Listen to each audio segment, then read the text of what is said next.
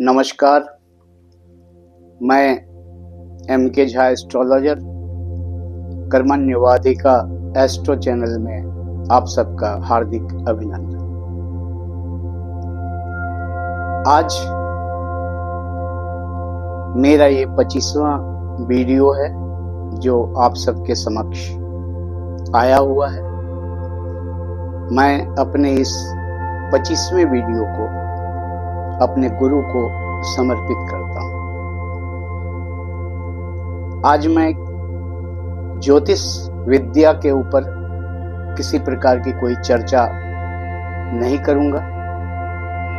आज मैं गुरु की महिमा, गुरु के द्वारा लिया गया दीक्षा और गुरु के महत्व के विषय में आपको बताने का प्रयास करूंगा।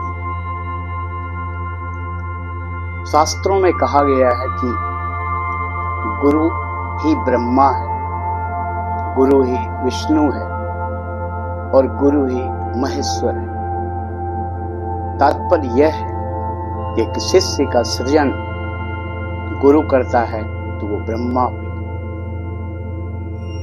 एक शिष्य की रक्षा गुरु करता है तो वो विष्णु हुए, और एक शिष्य के दुर्गुण का, उसके अवगुण का विनाश करता है, इसलिए वो महेश्वर हुए। गुरुर् ब्रह्मा गुरुर् विष्णु गुरुर्देवो महेश्वरः गुरुरेक परब्रह्म साक्षात तस्मै श्री गुरुवे नमः। इस तीनों को मिला करके जब एक रूप बनता है, ब्रह्म रूप, गुरु वही है। गुरु देवों से भी प्रथम स्थान पे आसीन है। बिना गुरु के देवता भी नहीं सुनते। इस संदर्भ में मैं आपको एक छोटी सी कहानी बताने जा रहा हूं। एक बार देवर्षि नारद श्री हरि विष्णु के धाम गए। श्री हरि विष्णु ने उन्हें आदर सहित स्थान ग्रहण कराया और उनसे विभिन्न चर्चाओं का प्रारंभ किया। चर्चा समाप्त हुई। देवर्षि नारद उनसे विदा लेकर जब वहां से प्रस्थान किए तो श्री हरि विष्णु ने देवी लक्ष्मी से कहा कि देवी, जिस स्थान पर नारद आसीन थे उस स्थान को गोबर से लिपवा दो। देवर्षि नारद कुछ ही दूर गए थे, उनके कानों में ये आवाज आ गई। वो वापस आए, श्री हरि विष्णु से प्रश्न किए कि हे प्रभु, मैंने ऐसा कौन सा कर्म किया है जिसके कारण जिस स्थान पर मैं आसीन था उस स्थान को आप गोबर से लिपवाने की बात कर रहे हैं। मेरे वहां आसीन होने से वो स्थान दूषित कैसे हो गया? तो श्री हरि विष्णु ने उनसे कहा कि हाँ नारद, मैंने देवी से कहा कि जिस स्थान पर नारद आसीन थे उस स्थान को गोबर से लिपवा दो। इसका कारण यह है कि तुमने कोई ऐसा कर्म नहीं किया है जिससे तुम्हारे उपस्थिति में स्थान दूषित हो जाए, किंतु तुम निगूरे हो, अर्थात देवर्षि नारद, तुम्हारा कोई गुरु नहीं है, जिस कारण तुम्हारी उपस्थिति जहां भी होगी वो स्थान अपवित्र हो जाएगा। इसलिए मैंने देवी से कहा कि उस स्थान को गोबर से लिपवा दो। देवर्षि नारद श्री हरि विष्णु से पूछते हैं कि प्रभु, मुझे क्या करना चाहिए कि मेरा ये अवगुण दूर हो जाए?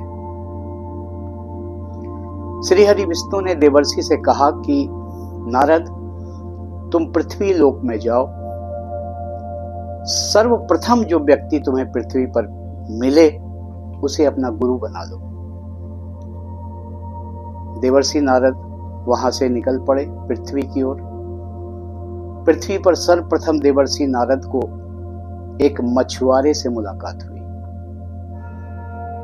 देवर्षि नारद के मन में द्वंद्व चलने लगा कि सर्वप्रथम तो मुझे मछुआरे से मुलाकात हुई, मैं इस मछुआरे को कैसे अपना गुरु बना लूं? इसमें तो गुरु बनने का कोई गुण नहीं है, इसका व्यक्तित्व ही नहीं है जिसे मैं गुरु मान सकूं। देवर्षि नारद वहां से वापस हो गए श्री हरि विष्णु के पास। वहां जाकर उन्होंने कहा कि हे प्रभु, मुझे पृथ्वी लोक पर सर्वप्रथम एक मछुआरे से मुलाकात हुई, मैं उस मछुआरे को कैसे अपना गुरु बना सकता हूं? आप ही बताइए, मैं क्या करूं? श्री हरि विष्णु बहुत क्रोधित हुए।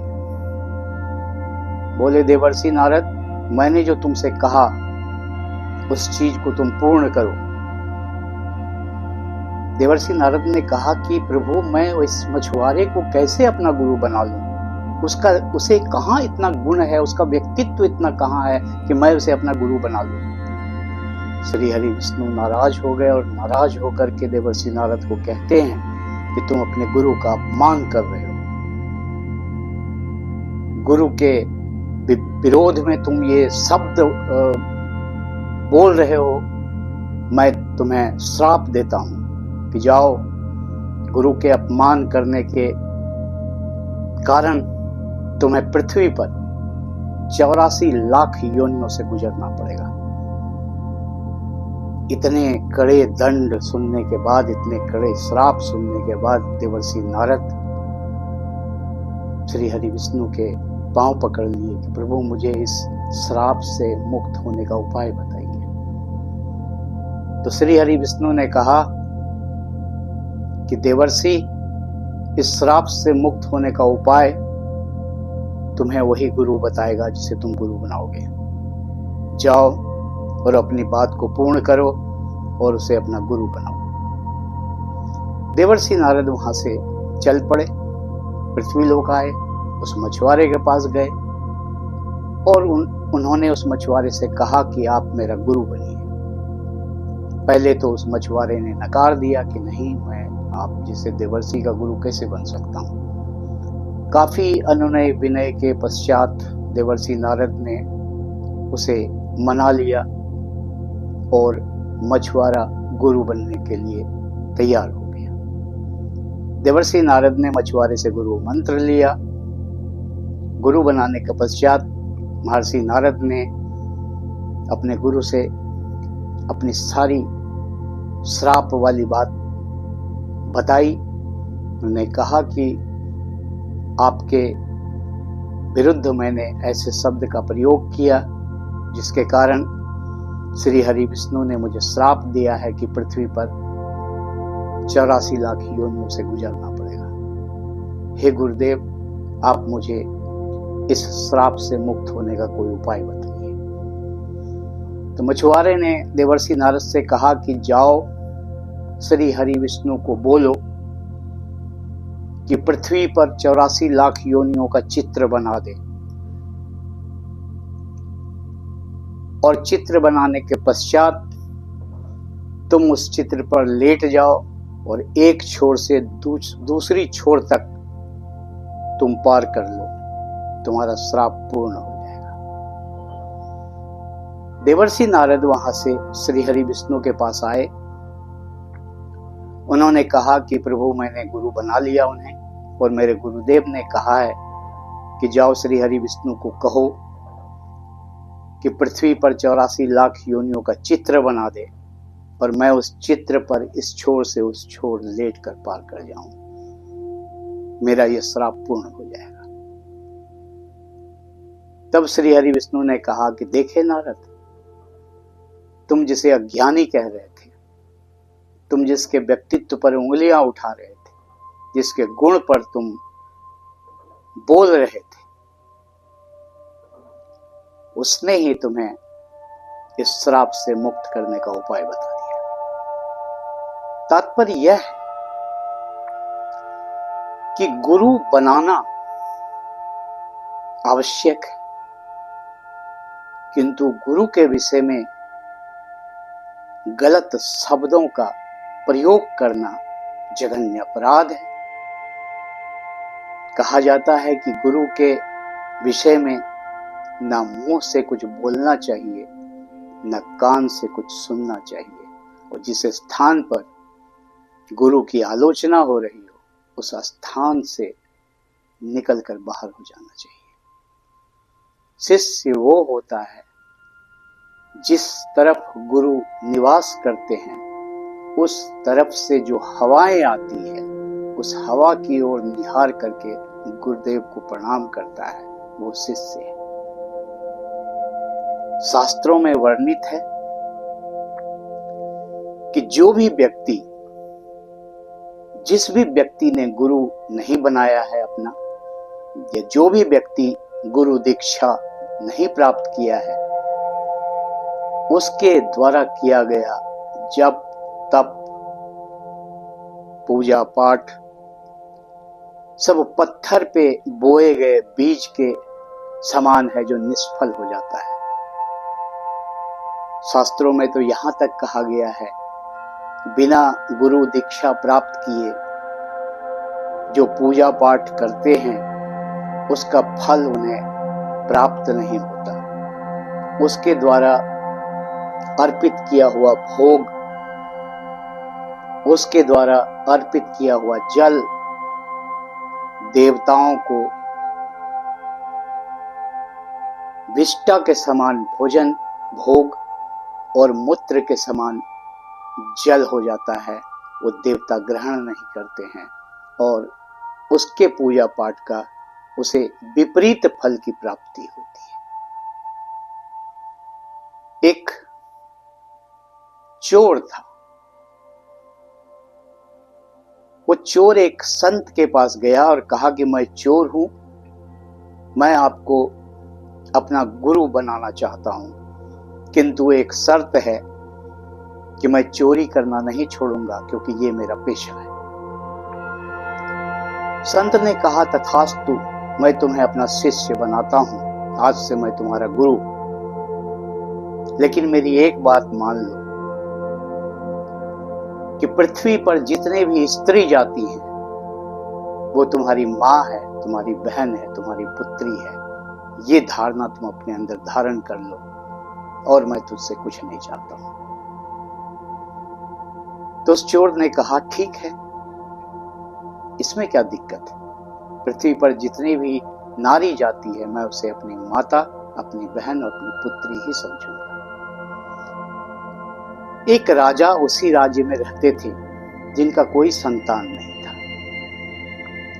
रानी से दुखी होकर राजा ने रानी को अपने महल से अलग कर दिया दूसरे स्थान पर रहने के लिए। रानी अपने दूसरे महल में रहने लगी, राजा से पृथक होकर, अलग होकर। उस रात वो चोर उस रानी के महल में घुस गया चोरी करने के लिए। दरबारों ने देख लिया, दरबारियों ने देख लिया और उसने राजा को सूचना दे दिया कि रानी के महल में एक चोर घुस आया। चोर जब रानी के महल में प्रवेश किया, रानी के कक्ष में प्रवेश किया चोरी करने के उद्देश्य से, तो रानी ने उससे पूछा तुम यहां तक कैसे आए? चोर ने कहा मैं घोड़े से आया हूं चलकर। फिर रानी ने कहा क्या करने आया? बोला मैं चोर हूं, चोरी करने आया हूं। तो रानी ने कहा मेरा एक काम कर दोगे, मैं तुझे माला माल कर दूंगी। रानी ने अपनी व्यथा सुनाई तो उसने, चोर ने रानी से कहा कि आप तो मेरी माता के समान हैं, माता ही हैं, और मुझसे जो बन पड़ेगा वो मैं जरूर करूंगा आपके लिए। आप पूरी बात बताइए मुझे करना क्या है। चोर की ये बात राजा पहुंच चुका था, वहां छुपकर वो सुन रहा।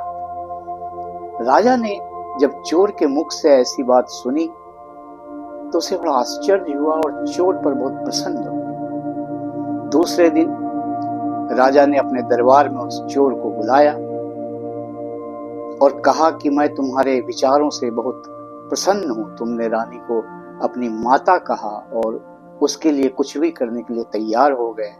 मैं बहुत प्रसन्न हूं, मांगो क्या मांगते हो। चोर ने कहा, हे राजन, आप उस रानी को दुख मत दीजिए, वो मेरी माँ है, माँ के समान। आप उसे अपने महल में बुलाइए आदर समेत, और जिस तरह पहले रहते थे उस तरह रहिए, उन्हें दुख मत दीजिए। राजा ने कहा, तथास्तु। रानी को अपने महल में बुलाया, आदर से रानी से क्षमा मांगा अपने गलतियों का। रानी ने राजा से कहा कि हमारे कोई पुत्र नहीं है राजन, और इसके विचार मुझे बहुत अच्छे लगे, तो मैं इस चोर को ही अपना पुत्र बनाना चाहती हूँ। राजा ने हामी भर दी, बोली बहुत अच्छी बात है, और राजा ने उस चोर को अपना पुत्र घोषित किया, समस्त राजपाट का उत्तराधिकारी घोषित किया। तात्पर्य यह है कि गुरु के बातों को जो समझकर आत्मसात कर जीवन में आगे चलता है, उसे किसी चीज की कमी नहीं होती, उसका जीवन सफल हो जाता है। गुरु शिष्य का संबंध धार्मिक दृष्टिकोण से, आध्यात्मिक दृष्टिकोण से बहुत ही महत्वपूर्ण है। बिना गुरु के मनुष्य का जीवन ही निष्फल है। जन्म जब होता है तो प्रथम गुरु मां बनती है, पिता बनते हैं। उसके बाद शिक्षण प्रारंभ होता है, तो फिर वहां से गुरु और शिष्य की परंपरा प्रारंभ हो जाती है। फिर जहां कार्य करते हैं वहां भी किसी न किसी से सीखना पड़ता है, वो भी गुरु हो जाते हैं। और ईश्वर तक जाने के लिए एकमात्र राह गुरु ही दिखाता है। गुरु का तात्पर्य है कि जीवन के अज्ञानता रूपी अंधकार से ज्ञान के प्रकाश की ओर ले जाना, यही गुरु का कार्य है और यही गुरु का उद्देश्य है। बिना गुरु के हमारे द्वारा किया गया जप तप पूजा पाठ निष्फल है। और सबसे बड़ी बात यह है कि बिना गुरु के हमें मोक्ष की प्राप्ति नहीं होती है। पृथ्वी पर 84 लाख योनियों से गुजरना पड़ता है। गुरु के बिना, गुरु के आदेश के बिना, गुरु के ज्ञान के बिना हमारा जीवन अंधकारमय होता है। हमें कोई राह दिखाई नहीं पड़ता है। ठीक उस बंद कमरे की तरह हमारी जिंदगी होती है जो अंधेरा रहता है, और हम हाथ से टटोल कर कोई भी सामान लेने की कोशिश करते हैं, प्रयास करते हैं, किंतु वो मिलता नहीं है। जब गुरु का ज्ञान मिलता है तो उस अंधेरे कोठरी में प्रकाश फैलता है और हमें दिखाई पड़ता है कि हमें क्या चाहिए और किस तरह चाहिए। फिर हम अपने जीवन को आगे बढ़ाते हैं, अग्रसर करते हैं। गुरु शिष्य का संबंध शब्दों पर नहीं बताया जा सकता है। गुरु की महत्ता को शब्दों से वर्णन नहीं किया जा सकता है। गुरु एक अद्भुत चीज है जो ब्रह्मा विष्णु महेश सबसे ऊपर स्थान रखते हैं। कलयुग के इस युग में गुरु का निरादर और गुरु नहीं बनाना दोनों ही मनुष्य के ऊपर भारी पड़ता है। ये 7 मुख्य ग्रह और 2 छाया ग्रह, ये 9 ग्रह जो हमारे साथ साथ हमारे इर्द गिर्द घूमते हैं और हमें अंधकार की तरफ ले जाते हैं। इस नवोग्रह से हमारे गुरु हमें सुरक्षा प्रदान करवा सकते हैं। गुरु मंत्र, गुरु दीक्षा प्राप्त करने वाले व्यक्ति जब गुरु दीक्षा प्राप्त कर चुके होते हैं तब जो पूजा करते हैं, पाठ करते हैं, मंत्र जाप करते हैं, हवन करते हैं, सारे ग्रहों को शांति मिलती है, सारे ग्रह शांत होते हैं। एक शिष्य था जो गुरु के लिए भिक्षा मांगने निकला था अपने नगर से दूसरी नगर की तरफ। अनजाने में एक तांत्रिक के दरवाजे पर दस्तक दिया और कहा भिक्षाम देहि, भिक्षाम देहि, भिक्षाम देहि, और अपने गुरु का नाम बताया। वो तांत्रिक बहुत क्रोध में आ गया कि मुझसे बड़ा कौन है और तुम मेरे सामने उस तुच्छ व्यक्ति का नाम ले रहे हो। भिक्षा देने की तो बात दूर रही, क्रोध में आकर उस तांत्रिक ने उस व्यक्ति को मृत्युदंड का श्राप दे दिया और कहा कि जाओ, तुम्हारी रात्रि में मृत्यु हो जाएगी, सुबह का सूरज तुम देख नहीं पाओगे। वो शिष्य वापस आ गया अपने गुरु के पास। गुरु ने पूछा भिक्षा ले आए? शिष्य ने सारी बातें बताई और कहा कि भिक्षा की पड़ी है, मुझे तो आज मृत्यु का श्राप प्राप्त हुआ है, मैं तो उसी से चिंतित हूं गुरुदेव। गुरु ने कहा कोई बात नहीं, चलो जो है वही बना करके भोजन कर लो। उसने कहा प्रभु गुरुदेव, एक दाना भी मेरे मुंह में नहीं जा पाएगा क्योंकि आज रात्रि तो मेरी मृत्यु निश्चित है।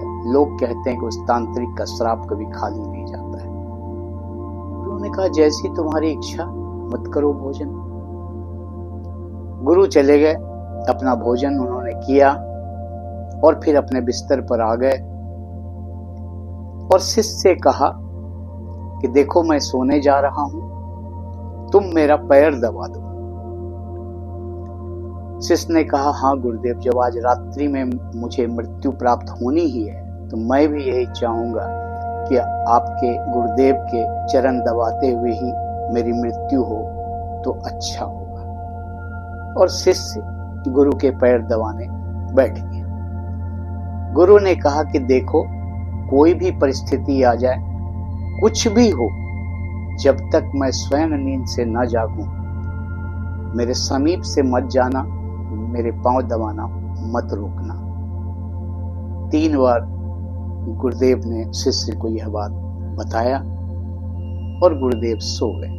शिष्य ने हामी भर दी कि मैं कहीं नहीं जाऊंगा, आपका पैर दबाता रहूंगा जब तक आप सो करके पूर्णतया जग नहीं जाएंगे। और शिष्य अपने गुरु का पैर दबाता रहा। जब रात्रि का प्रथम प्रहर आया तो तांत्रिक ने मृत्यु के लिए एक देवी को भेजा जो धन, हीरे जवाहरात, सोने चांदी से भरा पड़ा हाथों में लेकर के, और उस शिष्य के पास दरवाजे पर गया, बोला ये देखो ये सारे धन तुम्हारे हैं, आओ आकर के ले जाओ। शिष्य ने कहा कि माता ये धन मैं ले लूंगा लेकिन मैं आपके पास नहीं आऊंगा क्योंकि मैं गुरु का पैर दबा रहा हूं, मुझे आदेश नहीं है यहाँ से उठने का। अगर आपको धन देना ही है तो आप यहाँ आइए और रख के चले जाइए, मैं ले लूंगा। जब ये पासा फेल हो गया तांत्रिक का, वो देवी चली गई। रात्रि का दूसरा पहर आया, उसी देवी को उसने उस शिष्य के मां के रूप में वहां भेजा। शिष्य ने जब अपनी मां को देखा तो शिष्य बहुत प्रसन्न हुआ। मां कही बेटा बहुत दिन के बाद तुम्हें देख रही हूं, इच्छा होती है गले से लगा लूं, आओ मेरे गले मिल जाओ। शिष्य ने कहा, माता इच्छा तो मेरी भी हो रही है मैं आपसे गले मिलूं। आज मेरी मृत्यु की रात्रि है, जाते जाते आपसे मिल लूं, इससे अच्छी बात क्या होगी। किंतु माता मैं वहां नहीं आ सकता, क्योंकि मैं अपने गुरुदेव का पैर दबा रहा हूं। मुझे आदेश नहीं है यहाँ से निकलने का, आप स्वयं यहाँ आ जाइए। वो भी चली गई। तीसरा पहर रात्रि का आया तो यम को भेजा, उसी देवी को यम का रूप बनाकर भेजा, और वहां यम आकर के कहता है कि मैं तुम्हारा मृत्यु हूं, तुम्हें ले जाने आया हूं, चलो मेरे साथ। शिष्य ने कहा, मैं वहां तक नहीं जाऊंगा, आप कोई भी हो, आपको यहां आकर के मुझे ले जाना होगा। मैं अपने गुरु का चरण नहीं छोड़ सकता दबाना, क्योंकि मुझे आदेश नहीं है चरण छोड़ के कहीं जाने का। आप आइए, बेशक मुझे ले जाइए, मैं यहीं हूं, आप आइए, मैं वहां नहीं जाऊंगा। वो भी वहां से वापस हो गया। सुबह हो गई, चिड़ियों की चहचहाट शुरू हो गई, सूर्य का उदय हो गया। गुरुदेव जग गए नींद से। नींद से जगने के बाद गुरुदेव ने अपने शिष्य की ओर देखा, कहा, अरे तुम तो कहे थे कि रात्रि में तुम्हारी मृत्यु हो जाएगी, सुबह का सूरज नहीं देखोगे। तो सूर्य भी उग चुका है, दिन भी हो गया है, तुम्हारी मृत्यु नहीं हुई। तब शिष्य को समझ में आया कि गुरु के चरण में मृत्यु भी आकर के नहीं ले जा सकता है, यही सत्य है। और वो गुरु का चरण पकड़ लिया, प्रभु गुरुदेव आपने मेरी रक्षा की है। सत्य में गुरु के चरण में अगर आप हैं, गुरु के शरण में अगर आप हैं, तो क्या लक्ष्मी और क्या यम और क्या आपके पितर किसी भी तरह से आपको अनिष्ट नहीं पहुंचा सकते। यही सत्य है। कहा जाता है, न गुरुर्धिकम तत्वम न गुरुर्धिकम तपः, तत्व ज्ञानात् परम नास्ति, तस्मै श्री गुरुवे नमः। तात्पर्य यह है कि न तो गुरु से परे कोई तत्व है, न तो गुरु से परे कोई सत्य है, न तो गुरु से बढ़कर कोई तपस्या है। गुरु से जो मिलता है उससे वो सत्य, वो कोई ज्ञान परे नहीं है। गुरु के ज्ञान से कोई और ज्ञान बड़ा नहीं है। ऐसे गुरुवर को प्रणाम करता हूं, एक बार नहीं 100 बार प्रणाम करता हूं। और आप सबसे निवेदन करता हूं, यदि आपके गुरु हैं तो आप भाग्यशाली हैं। देवता आपकी पूजा को स्वीकार करते हैं, आपको फल देते हैं, और निश्चित तौर से आपकी रक्षा करते हैं। यदि आपके कोई गुरु नहीं है, आपने किसी से दीक्षा ग्रहण नहीं किया है, तो आपसे अनुरोध है कि मेरे इस वीडियो को देखने के बाद निश्चित तौर से 84 लाख योनियों में भटकना पृथ्वी पर, इसे स्वीकार न करें और गुरु के शरण में जाएं, किसी को अपना गुरु बना लें, उनसे दीक्षा ग्रहण करें और अपने जीवन को सफल बनाएं। आज बस इतना ही। मैं अपने गुरु को नमस्कार करता हूँ, प्रणाम करता हूँ, और उम्मीद करता हूँ आप सब भी अपने अपने गुरु को जरूर ढूंढ लेंगे। अगर हैं तो उनके द्वारा दिए गए मंत्रों का जाप करेंगे, जिससे आपके जीवन में आपके जितने भी तरह के दुष्प्रभाव ग्रहों के आते हैं वो सब दूर होंगे। आज के लिए इतना ही। अगर ये वीडियो मेरा अच्छा लगा हो तो लाइक करें, शेयर करें, सब्सक्राइब करें। कैसा लगा वीडियो अपना कमेंट जरूर दें। कोई सुझाव हो तो आप वो भी दे सकते हैं। तब तक के लिए हमें आज्ञा दें। अपना ख्याल रखें। नमस्कार।